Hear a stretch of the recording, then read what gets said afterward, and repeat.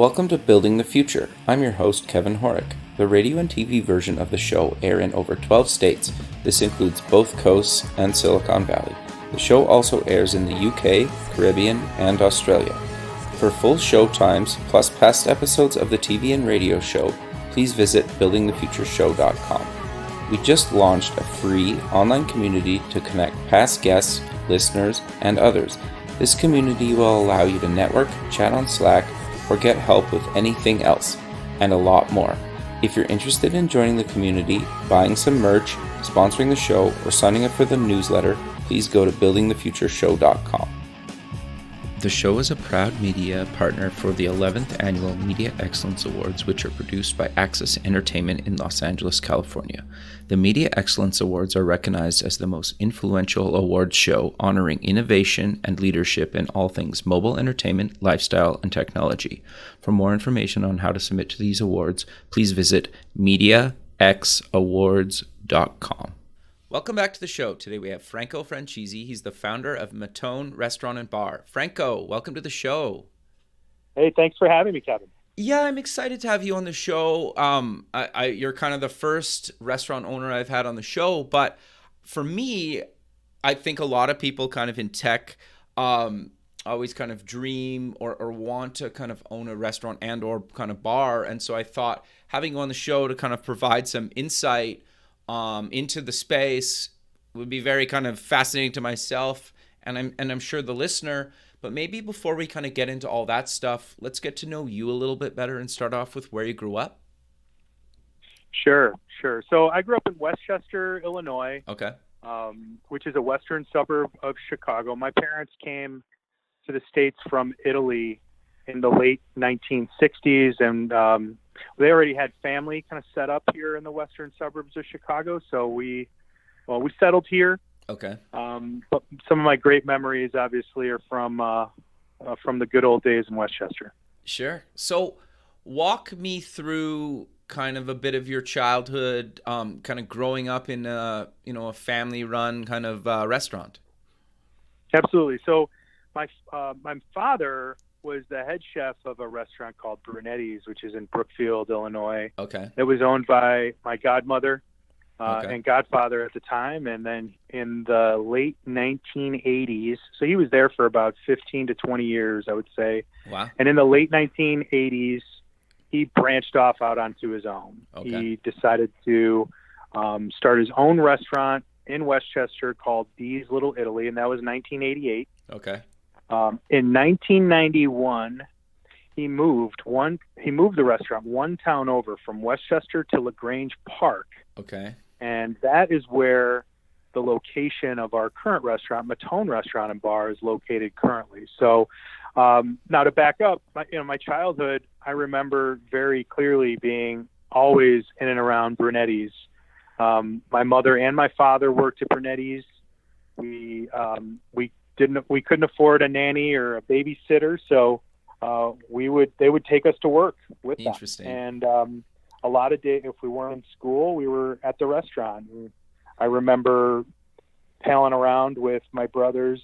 The restaurant, I remember, had a basement and an upper level banquet room. Okay. And we were always finding something to do at the restaurant.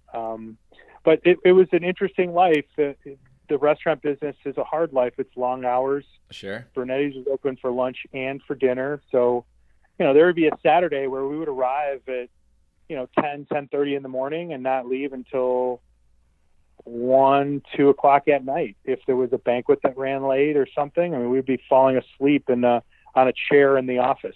Interesting. So yeah, and you'd see all the workings of the business from, pickup and delivery to catering, banquets, and then just servicing everyday people. They had a bar.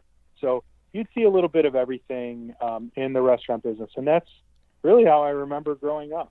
Sure. You also mentioned to me kind of before we recorded that you went on some of the deliveries. That must have been kind of just interesting as a kid, just kind of driving around the city. Absolutely. So it was very fun.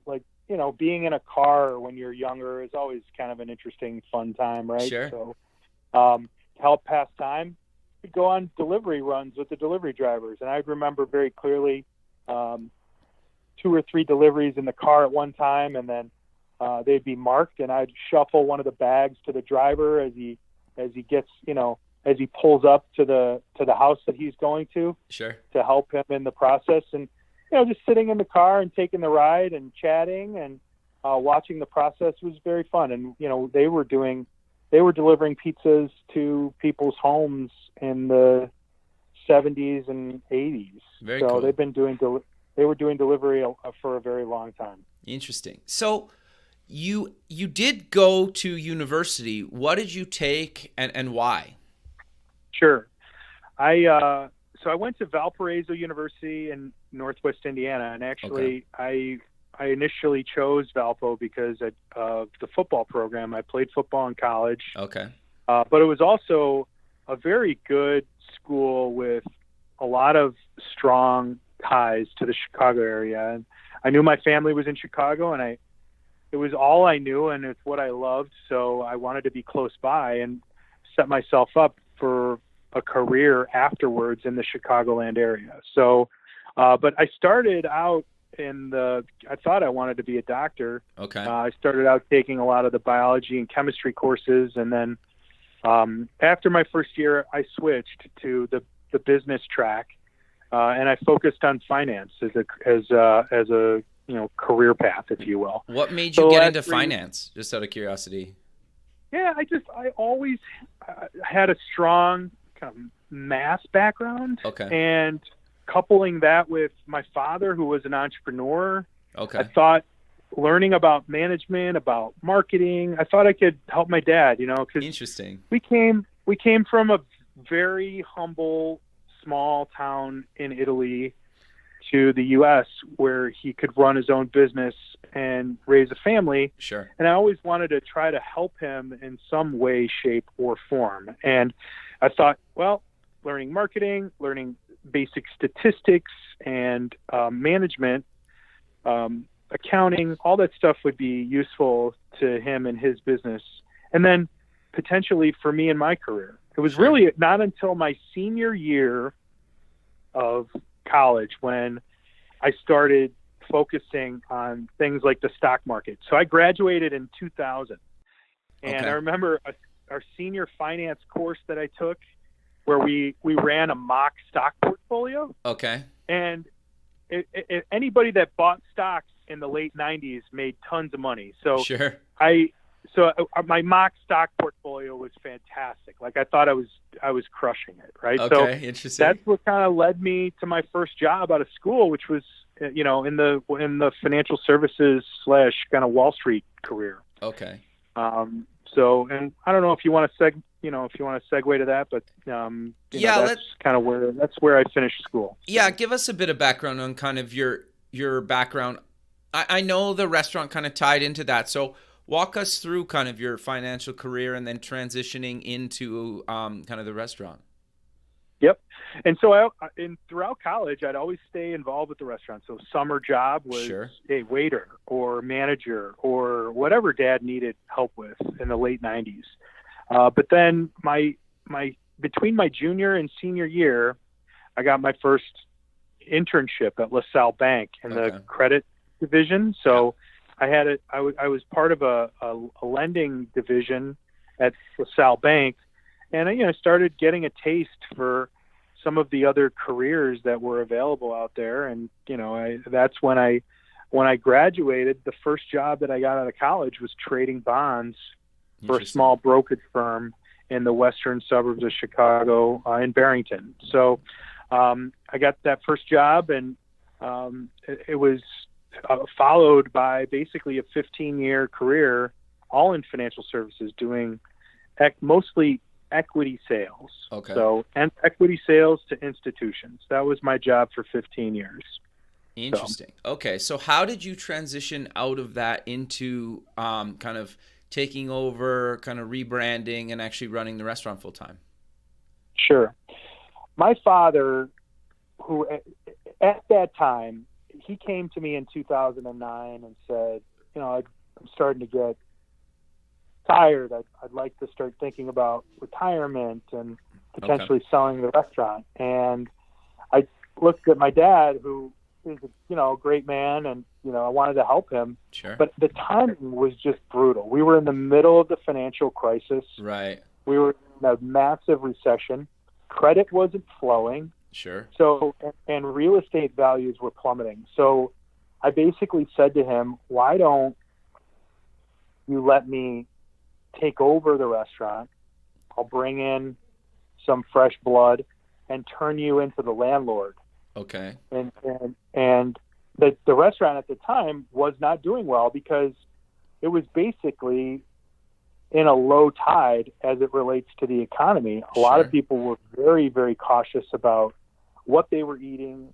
Everybody was very price conscious. People were cooking a lot at home, and everything was about saving dollars. Sure. So that incremental spend that people were used to giving when times were good just dried up. Sure. So the restaurant was very slow. So I made the decision that if I did that, I'd want to rebrand it and give some, people something to talk about. Give people almost like a marketing strategy. Exactly. Okay. And I felt like we could still keep a lot of the same faithful patrons that we had at the time, right? But perhaps maybe attract some new people as well that want to see, hey, what's the new restaurant going in over here? Right. Is it interesting? Is it, what do they have there? So we started looking at the menu. We started looking at the decor. We came up with a very similar concept. And Dee's Little Italy was your traditional, old school great Italian comfort food restaurant. Okay. And you could go and get a healthy portion of lasagna and baked mostaccioli and all of those kind of what you would deem as like those awesome old school comfort food Italian dishes. And we started giving some thought to what is an interesting potential way to change the menu, keeping the concept but adding new menu items. Sure. So we didn't want to disgruntle our current patrons because business was slow enough, but we wanted to have some things that would attract new patrons. Sure, makes sense. So we thought of the concept of the wood-fired oven, and I think we were really ahead of the curve in 2009 with respect to buying a wood-fired oven. Okay. There was another restaurant in Chicago called Spaccanapoli that had done it for years. Okay. And let's be honest, the Italians have been cooking in wood-fired ovens for thousands of years. So It was nothing new to Italians. But the interesting part of the wood-fired ovens is the heat that they generate and how you can create a number of new interesting dishes, not just pizza, but sandwiches and fish dishes and chicken dishes. So we started cooking lots of things in this wood-fired oven. And what was different about Mattone is we put it in the center of the restaurant, in the front, where people can see it. Okay, interesting. So we had a separate chef or cook that manages the wood-fired oven in the front. So it was interactive. Okay. People could walk up. They could see the food being cooked. They could smell it throughout the entire dining room. Interesting. And people really enjoyed that. It wasn't an easy thing to do because you had the extra labor cost of constantly manning it. Right. And, there are logistical issues with having a separate cooking area in the front. But all that aside, I think people found it intriguing. And in the wintertime, for example, to walk in and see almost like this fireplace, this glowing heat that you could feel. If you get close enough, you could feel the heat coming out of this wood-fired oven, and it just became this very interesting centerpiece. And it's still obviously there today. It's an important part of what we do. And Mattone is actually an Italian word that stands for brick, and this oven is made out of brick. So it's a brick oven that's fired with wood. Interesting. So how did you guys kind of decide, though, to do that? Like, did you guys just kind of brainstorm some ideas, or how did you kind of come up with the idea to go in and install like a brick oven? Yeah, it was very, we had visited Spaccanapoli, which was Okay. it's still a very popular Chicago, in the Ravenswood area of Chicago, Okay. that does Neapolitan style pizza right out of their wood-fired oven, and it's displayed. So it's not something that I'd say we came up with on our own. Sure.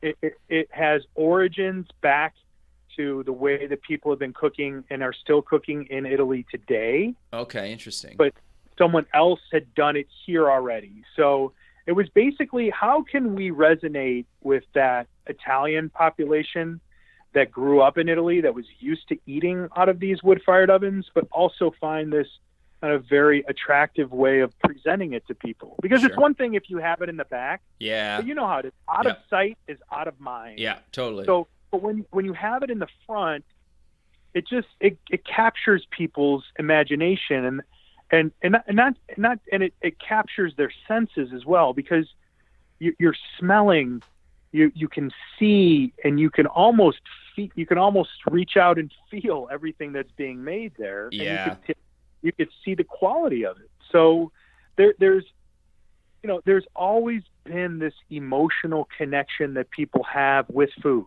Sure. Whether it's totally. positive or negative, people have been sharing food at tables for years. So there's always this emotional connection. There's always these great memories associated with food. So we decided that, people could get a better glimpse of it if the oven was in front. And we built the rest of the dining room around it after Sure. we did the remodel. So what types of stuff did you keep on the menu, and what types of stuff did you add outside of the stuff you already kind of mentioned with the oven? Yeah. So right now, the mainstays are pizza and wood-fired oven sandwiches. We do our baked clams out of the oven. Okay. But we also do some seasonal items. Like, for example, we just took our Brussels sprouts and acorn squash appetizer off the menu. Okay. We typically put it on in the fall Okay. and run it through the spring. So that's something that is cooked in the wood-fired oven up front. Okay. There are a couple other dishes that we would deem as seasonal items, but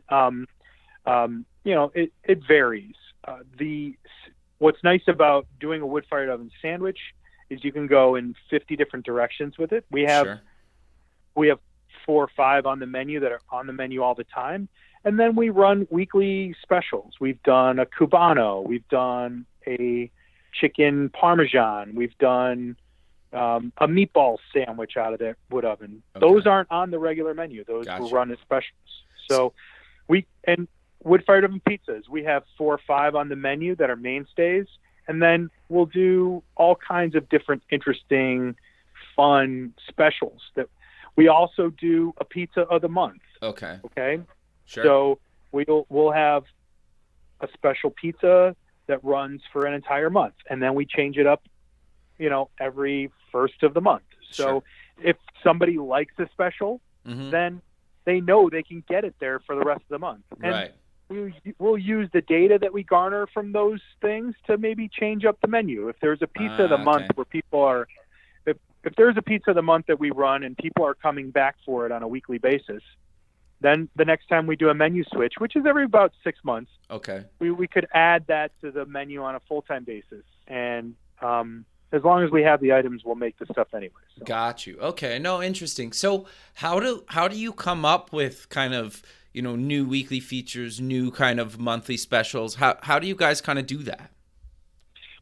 So there's what's interesting about the restaurant business, as you probably will know, I would say 65 to 70% of the revenue is done in 3 days: Friday, Saturday, and Sunday. And while I'd love to be busy Monday through Thursday, earlier in the week typically allows lots of time for innovation and brainstorming. Okay. And so we have cooks, we have chefs, we have owners that will go out and taste things on other people's menus and do some research through the web, see what other people are doing that is successful. And then we tinker around and we play with the oven. We'll make pizzas and we'll come up with something we think is really interesting, and then we'll let the staff try it. Like the staff is usually a really good barometer of what everyday people like to eat. Sure. You know, the chefs can get stuck in their own, what they think is great and what they feel is good. But if you don't sample it out to people, you're never really going to understand or know what other people like. So we like to poll our own staff as well. And if they like something, we'll run with it. Sure. The other thing that we'll do every once in a while is like a server's choice. Okay. So we'll run a special where we'll let the servers actually pick the special. Interesting. Yeah. And typically it's something that we've already done. Okay. That they enjoyed and found popular, and then we'll bring it back. Okay. But you know, getting them involved in the process also helps us with the selling of the products. Right. When we do feature them, if the servers are bought in to the process, interesting. They're just much more interested in selling those products because they feel like, well, listen, I had input into this. Yeah. I put my name to this. I want to sell it. So that's another thing is trying to involve the staff more, and we want to do more of that as well. So. Sure. So how do you kind of stay relevant in today's industry? You guys seem to have adopted kind of technology quite a bit with kind of online ordering, and you've obviously have been doing delivery. So maybe walk us through why you've kind of adopted online kind of technology and online ordering. So, look, it's really a function of what our staying in touch with our customers and what they want, right? So innovation, you look around and you follow companies like Google and Microsoft and Facebook and Amazon, sure. and you can't help but notice all of the different ways that they are trying to innovate. And Uber Eats, Grubhub, ChowNow, there's a bunch of, the Yelp has a couple platforms that they've acquired along the way. Online ordering is the way that the next generation is getting food. And I think part of the reason for that, and what I mean by the next generation is, I mean millennials. And part of the reason for that, in my opinion, is the prevalence and importance of Amazon throughout the world. Amazon is conditioning people to go to their phone, place an order, or go to the web, place an order, and then it gets delivered to them within 2 business days. In some cases, with Amazon Prime, within 2 hours. So they are a huge influence on what is happening and the way people are used to getting their things. Sure. Getting Blue Apron and Amazon and Freshly and all of these companies are doing pre-made meals that get delivered to a house, and then they get combined and put together by the individual person. So the world is moving in that direction. So if you don't innovate, then forget. Like you've got no shot at capturing the next customer, sure, if you will. This huge demographic that is the millennials. People still like to go out for a nice meal. I think there's the baby boomers who are entering their retirement. I think they're still used to going out and getting that nice meal. And they might be willing to go out 2-3 times a week. I don't know, roughly. The millennial doesn't have that amount of time or money. So I think they're more interested in going out maybe once a week. Okay. And then, getting their meals sent to their house. Right. So we needed to stay on that trend. So we adopted online ordering 5 years ago. If I could have done it earlier than that, I would have done it earlier than that. But okay. I can tell you that it has been a fantastic addition to our business. It's a channel that people enjoy using. It's easy for them to use. They're used to using it as it relates to Amazon sure. and some of these other, there's plenty of other people like Walmart and everybody else that deliver, you can order online and have it delivered. So we want to stay on that trend. That doesn't mean that we're not going to emphasize the importance of innovating with respect to the food, because we always need to make sure that, every restaurant's going to have those top 5 sellers, right? We want to make sure the next 10 are awesome too. And so we're constantly trying to innovate menu items, but also the manner in which we deliver the food or provide the product has and will continue to change over time. Sure. So how much does social media kind of play into all this? Do you use it quite a bit or not really? We do. We have a Facebook page. We have an Instagram page that we use very frequently. I think you just have to follow the eyeballs. Okay. And it's all you have to do is read about the number of unique users that Facebook reports on a quarterly basis. And they have just a huge presence. Sure. And they have mind share. And I feel like the cost of advertising on social media, because you can geolocate, right, is very cost effective relative to things like TV, sure, relative to things like radio. So we use the social media channel a lot. Okay. Not only just sharing things for free, but also boosting certain posts to get people's attention. Like it works for us. It works, Mattone Restaurant works very well when we do events. Okay. Right. So if we're doing an event like a Mother's Day brunch or something, sure, we get very good return on investment for our social media ads, if you will. Sure. Interesting. Now, that being said, we also still do, and we could talk a little bit about advertising if you want, but sure, we still do, we still send flyers to people's homes once or twice a year. We still do like everyday direct mailing, because there's a certain segment of the population that is used to getting things in the mail, and they're used to placing orders that way. So we don't want to. It's a more expensive channel. So that still works for certain age ranges. Believe it or not, there's certain demographics, and I think it skews. I think it's more by age. I mean, we have totally abandoned the Yellow Pages book, right? That's gone. I think that's a dying. But believe it or not, they still distribute them, and they still sell advertising in there. Sure. I can't imagine why or who uses that. But it's more important for us to make sure our Google landing page is right and the information is correct, sure, and our Yelp page, for example. But we definitely need to stay on the direct mail marketing stuff. It's less and less over time. Interesting. Yeah. No, that makes some sense.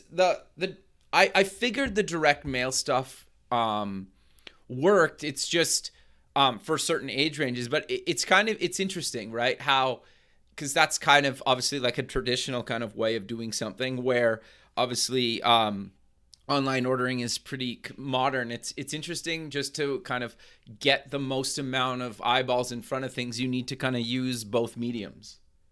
Yeah. And so I think, over time, and it's been happening for years. Sure. There's going to continue to be a shift from that traditional marketing channel to the digital marketing channel. It's just it's happening every day. And I think our budget will reflect that over time as well. But while it's measurable, we can still see, like on the weekends that we pass, I call it passing flyers, but basically we print out a very nice color copy of our menu. Yeah. And then we distribute it to certain zip codes. Okay. On those weekends, we see bumps in our business. Interesting. Absolutely. So we know that it's still having an impact, still working.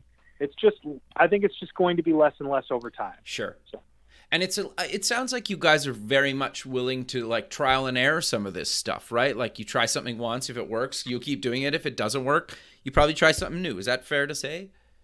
I think you have to. I think you have to find what works best, and then you have to change it up. If there's something that's not working, definitely you have to be willing to make a change and try something different, try something new. I think that's very, very important, and it kind of keeps the consumer on their toes as well. What are we going to see from? Are we going to see something from Mattone in the mail, or are we going to get it straight to our phone? Are we going to get a text? Are we going to get an email? Right. I don't know. We try to keep it. We continue to try to change it up. Absolutely. Sure. So I'm curious to get your thoughts on. Obviously, there's like chain restaurants that are across the country and kind of beyond. How does that kind of help or hinder your guys' business? Because I think a lot of people like the comfort of going to, the Olive Garden because they've been to the Olive Garden in a bunch of states and it always tastes pretty similar compared to something where you guys obviously you're unique. You have kind of one location. How does that kind of help or hinder you compared to kind of the big chains? The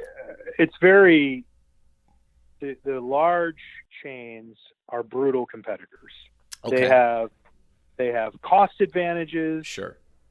They have advantages of scale. They have deep pockets. So competition is brutal. What we need to but all of those places, and I don't care which one you tell me about, the Sure. larger the better. Okay. They all cook mostly out of commissary kitchens.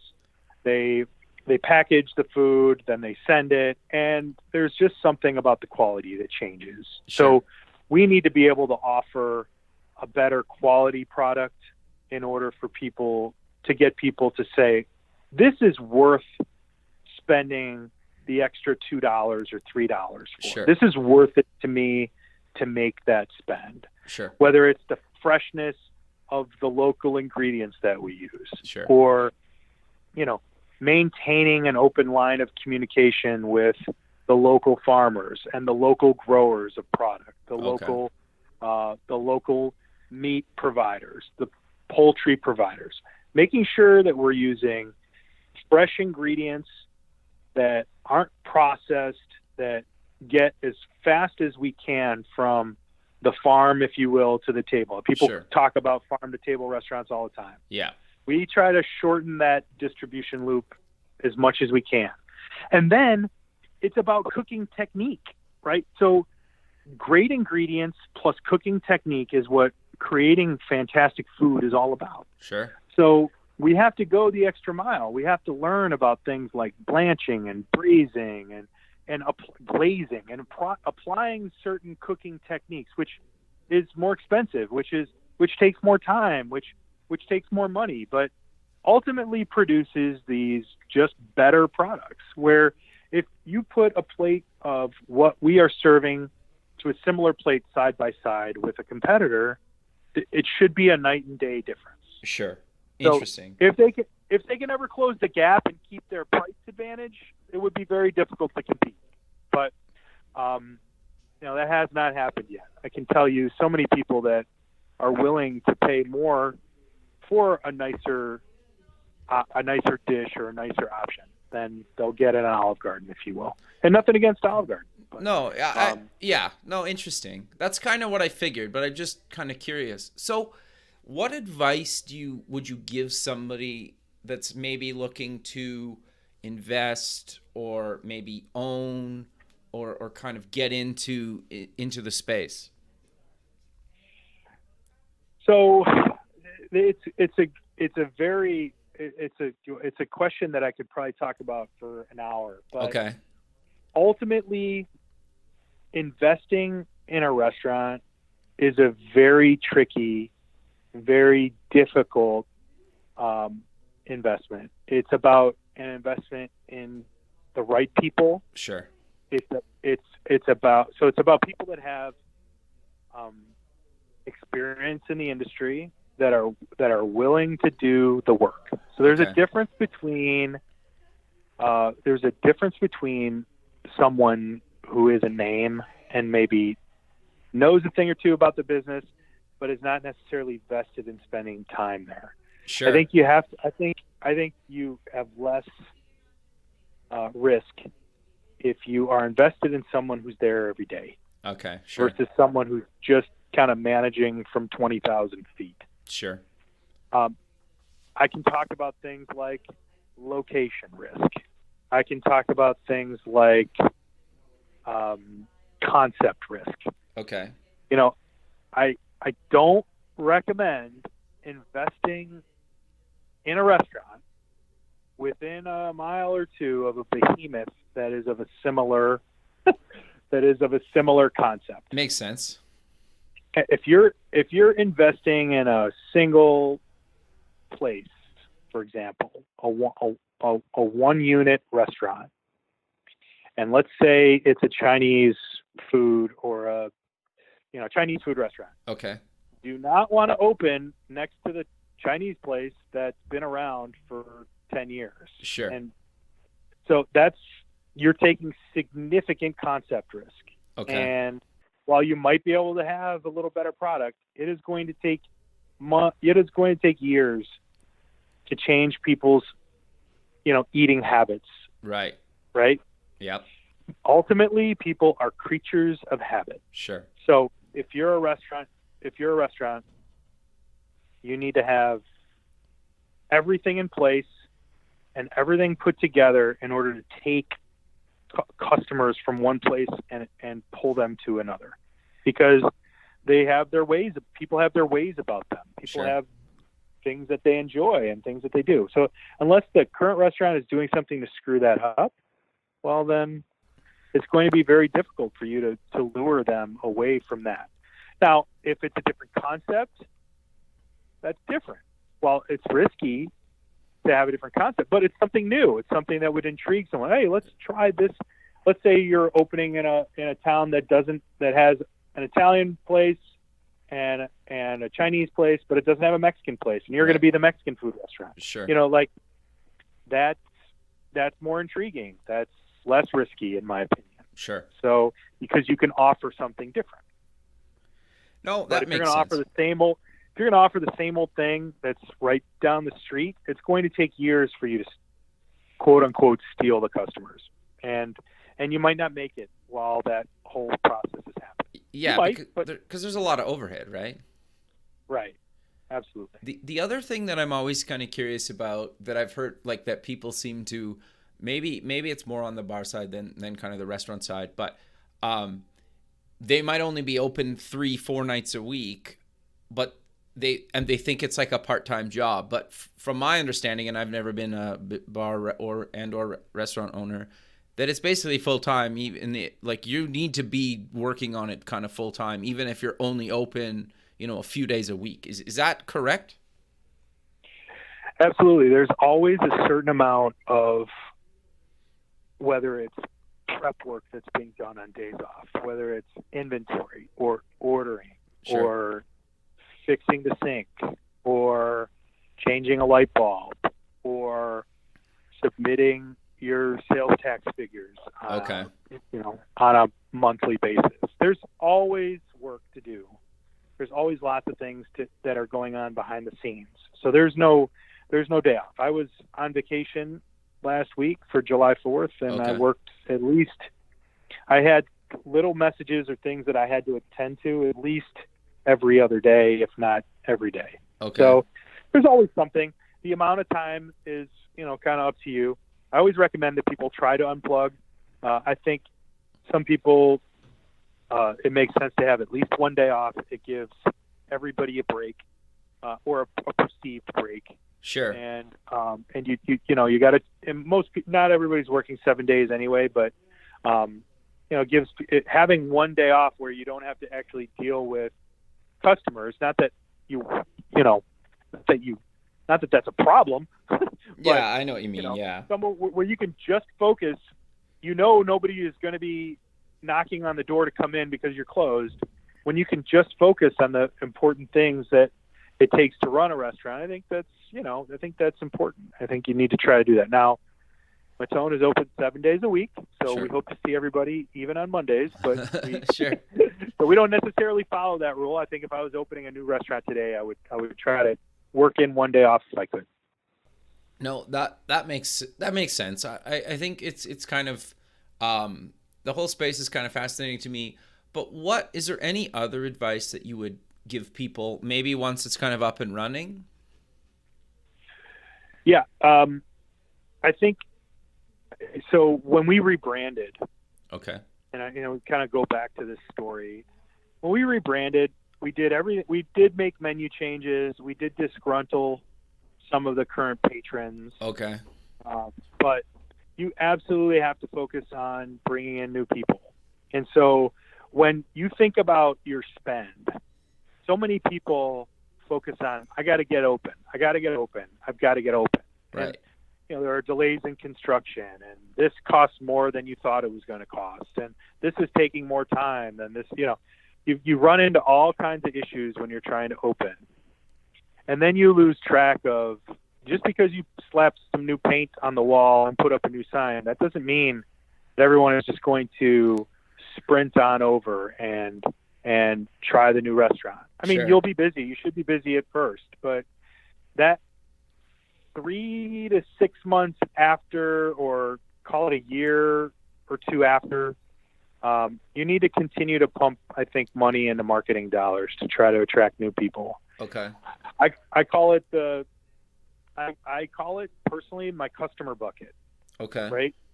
I need to make sure that I'm filling my customer bucket, because the bucket's going to have a hole in the bottom. You're going to lose people. People are going to move. People are going to die. Like, it's bad things Sure. can happen. Right. And you're going to lose customers over time. And you need to make sure you're filling your bucket with customers and trying to attract new customers in new ways until you are at a point where you're operating at a steady state where you can keep good staff and generate good cash flow. And that takes a lot of time. Sure. Would you ever open a second location? Absolutely. We're working on that right now, in fact. So Okay. we're in negotiations for another location. I've been looking for the better part of 12 months. Okay. So how do you replicate what you've done, with obviously the kind of flagship restaurant, and actually getting the kind of the same quality brand recognition in a new location? Yeah, that's a to be determined for me, to be honest, Kevin. Like, I don't Sure. know the answers to that Okay. yet. Interesting. So what we've been doing is making sure that we have recipe books, that Okay. we have operational manuals, Okay. so that we can make sure that we replicate what we're doing from the quality of food standpoint Sure. to whatever the new location is going to be. So that's number one. Number two, I think you have to have a very tight understanding of the community that you're entering, because every Sure. community is different. Every community has different needs and wants. And I think knowing and understanding and having a good feel for that ahead of time is paramount. And Sure. look, certain menu items may resonate very, very well in one community, and you might have a different demographic in a different community that likes something else. Right. So you need to know what you're stepping into before you step into it. Sure. So how are you doing that research? So I search out demographics. Okay. I talk to the local. So I do a search on demographics, and I say, what are the nationalities of Okay, people sure. that live in a certain town, for Okay. example? How many people are in that town? Right. How many people travel that town to work in that town Sure. versus how many people leave that town on a daily basis? That can help me determine if I want to be open for lunch or not, right? Sure. We've got Sure. you got a lot of people travel to that town for business or for work. Well, then, you'll have a need for lunch. And if you don't, you might not need to open for lunch. Sure. So knowing all that stuff ahead of time, understanding what the competition is, what the competition charges, right? Sure. I think it's interesting. Some people would make a huge mistake by not understanding, where are people eating? What are the popular restaurants in and around there? What are they doing? What are they doing successfully? Right. Go in, sit down in that restaurant, order some food, talk to the servers, say, excuse me, but what's your best-selling dish? Why do you think it sells so well? And Okay. just have an idea of what is making people successful. And is it a low price dish? Is it a high price dish? Sure. Start to look and gather data just based on experience, and then make sure that you're offering something similar. You make sure that your menu is on point with that, right? If you have something already that you've tried as a special in the flagship that may work really well in the new location based on what you're seeing, then you try those things. I think that's the way that I'm trying to replicate. I don't consider what we do to be a vanilla box where you can just open it anywhere. I think there are some great concepts out there that are like that. Sure. And they'll resonate very well. I feel like for the level of cooking that we do, we just need to be very unique. And that's going to make it harder to scale, to be honest. It'll make it harder to open multiple locations, but I think we can, if we do the research ahead of time, we'll be more successful. No, that makes sense. And I guess it also plays into kind of what you talked about earlier, is like sourcing local ingredients. Obviously, if you're, further away from where you're getting certain ingredients, you might just say, you know what, we're not going to carry that item and we're going to get different ingredients from this place that's even closer. Is that kind of fair to say? Absolutely. No, absolutely. I think knowing and understanding what your suppliers can provide in the area that you're in will definitely play a part in how you're designing menu items. Because if you want to offer a different quality, that next level of quality, then you need to be as close to the sustainable resources that you're going to need on a daily basis. Sure. So I'm curious then, to get a little bit of thoughts on how long are your days? Are they, kind of 9 hours, 12 hours, longer than that on kind of average? On average, I'd say it's 10 hours typically. Okay. So we're unique that we're not open at lunchtime. Okay. We do a lot of private events at lunchtime. Okay. The community that we are in is fantastic, but it doesn't have a ton of people traveling to it for business. Okay. So, or it doesn't have a ton of businesses in general, as a number of great local small businesses, but not enough to support an everyday lunch crowd. Got you. In order to sustain the cost of the labor that's associated with staffing the restaurant at that point. Sure. Okay. So we're unique in that sense, but we still have, I've worked 13, 14-hour days. Sure. There's plenty of those, and there will be plenty of those in the future. Sure. But on average, it's 10. Yeah, so that's not bad. Like, that's not terrible. I try to take 2 days off. Okay. And sometimes it's less, and sometimes it's more.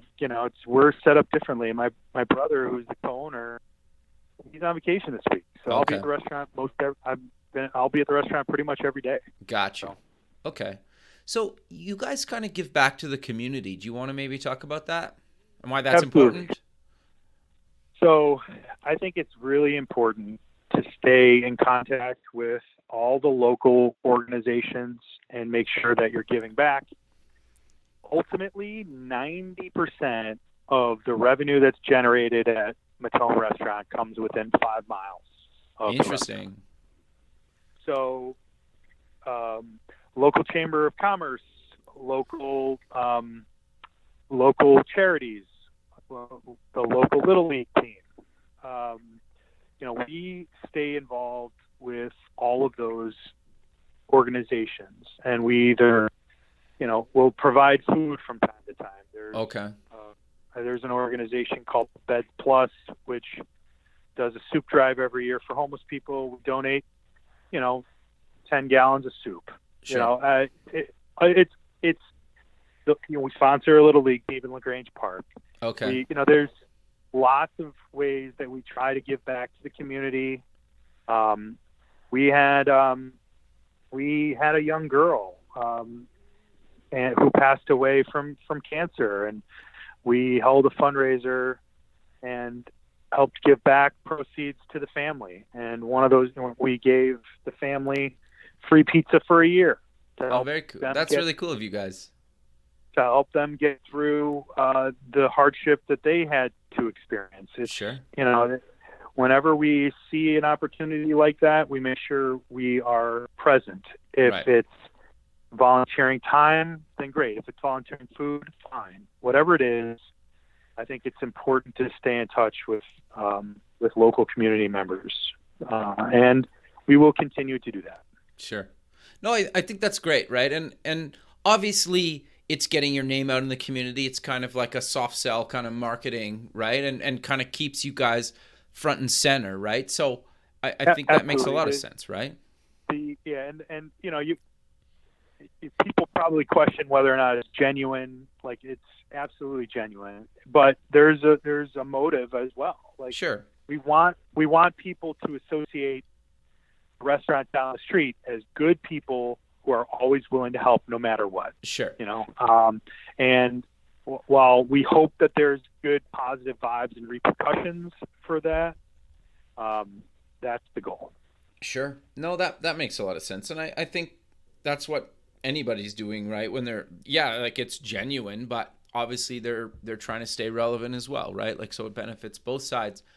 But we're coming to the end of the show, so let's maybe close with mentioning where people can get more information about you guys and any other links you want to mention. Sure. So our website is MattoneRestaurant.com. You can find us on Instagram at Mattone Rest. Okay. And searching Mattone Restaurant via Facebook will pop up as well. We'd love to have people following our page so they could see pictures of all the food that we're putting out. If you go to our website, you'll find an ability to do online ordering. So if you wanted to place an order, if you happen to be in the area and you want to try the food, great. You can go to our website to book a reservation. Sure. We use OpenTable for our platform. Gotcha. To do reservations. So you can find us in a lot of different ways by searching Mattone Restaurant in LaGrange Park. And we love to have folks give us a try when they're in the neighborhood. I will also mention that we are very close to a large zoo, Brookfield Zoo, in the western suburbs. And that this time of year, in summertime, there are a lot of visitors to that zoo. Sure. And those visitors are always looking for a place to eat, typically afterwards. And I'm sure the food at the zoo is great, but come on by afterwards. We're only a couple miles up the street from the zoo, and we'd love to serve some dinner after a long day of walking around. Sure. So. And just for people, the spelling of Mattone is Mattone, and then restaurant.com. Correct. Yes. Perfect. Well, I really appreciate you taking time out of your day to be on the show, and I look forward to keeping in touch with you, and have a good rest of your day, man. Awesome. Thank you very much, Kevin. Thanks, man. Okay, bye. Thanks for listening. To join the free community, buy some merch, sponsor the show, or sign up for the newsletter, please visit the website at buildingthefutureshow.com. The music for the show is done by Electric Mantra. You can check them out at electricmantra.com and keep building the future.